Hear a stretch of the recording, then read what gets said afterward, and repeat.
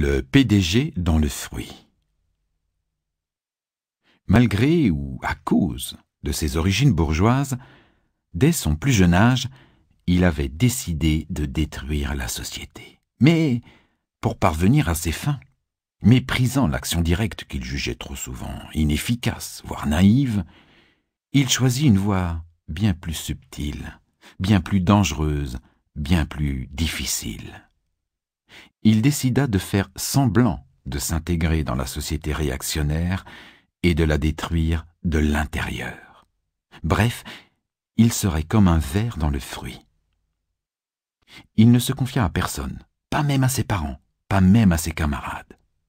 Le grand révolutionnaire, le doctrinaire, doit être seul.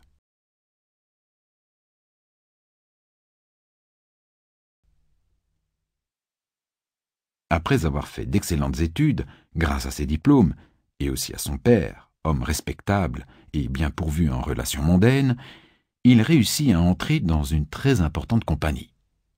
Ce fut sa première victoire. Une victoire dont avait fait les frais un père borné et heureux de voir son fils prendre un bon départ dans la vie, l'imbécile, et la compagnie qui lui payait un excellent salaire, autant de prix sur la société pourrie. Il fêta cela dans le studio que son père lui avait offert dans un quartier résidentiel et que sa mère, pauvre femme, avait meublé avec amour. Mais, une fois dans la place, il ne fallait pas faire de bêtises. Il fallait continuer à donner le change, tout en poursuivant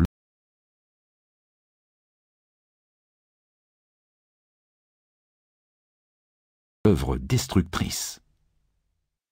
Grâce à son travail acharné et à ses intrigues, il réussit à gravir rapidement les échelons de la hiérarchie. Chacun de ses collègues écartés représentait une nouvelle victoire. Oh, une petite victoire! Mais le combat révolutionnaire est fait de ces escarmouches sourdes et modestes, mais combien efficaces.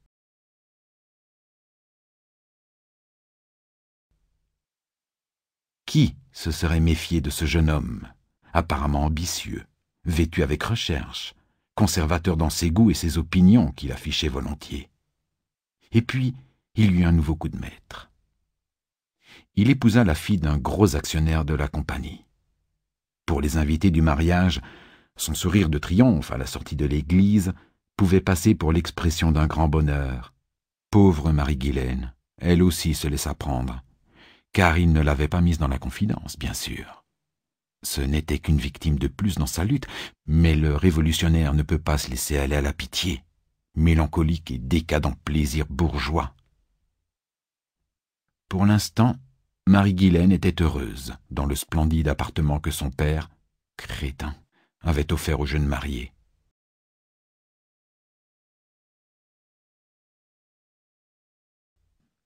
Elle organisait des dîners en parfaite maîtresse de maison et lui, il devait faire un effort pour ne pas éclater de rire au nez des hommes politiques, députés, ministres et autres suppôts du régime qui s'y pressaient. Ah, s'il savait! Chef de service, sous-directeur, directeur, vice-président, il devint enfin président, directeur général de la compagnie. Tout seul, dans son grand bureau, le jour de son intronisation, il ne put s'empêcher d'avoir un grand rire amer. Il poussa le plaisir masochiste jusqu'à arroser ça d'une fine Napoléon, fleuron du petit bar caché sous les lambris luxueux de son antre.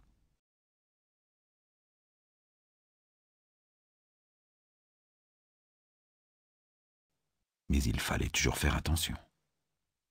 Il ne fallait pas éveiller les soupçons et continuer à jouer son rôle, de plus en plus difficile. La société ignorait qu'un destructeur était dans la place. Il accepta donc de bonne grâce les honneurs, titres, décorations, postes honorifiques.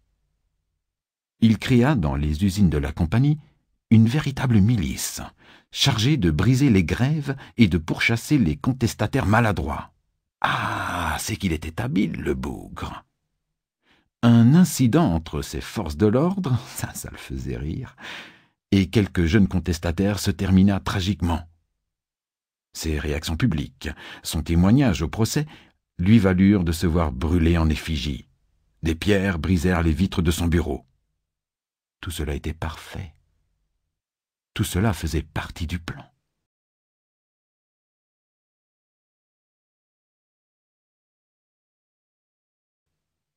La société voyait en lui un de ses plus solides piliers. Même un de ses fils, le cadet, s'y laissa apprendre et quitta la maison en claquant la porte et en éructant des injures envers son père héroïque, mais incompris.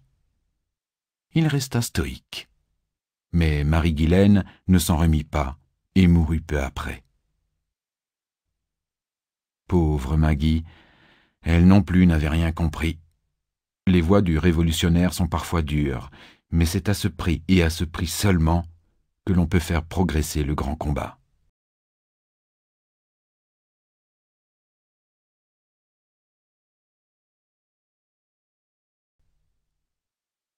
Il poursuivit son action. PDG d'un trust, député d'un parti de droite, ministre, c'était déjà un vieillard quand il sentit sa fin approcher. Il mourut enfin, seul dans son château. Le docteur entendit son dernier ricanement. Il les avait bien eus, tous. Et son enterrement, auquel assistaient les corps constitués, fut la dernière victoire du vieux lutteur, du vieux révolutionnaire irréductible.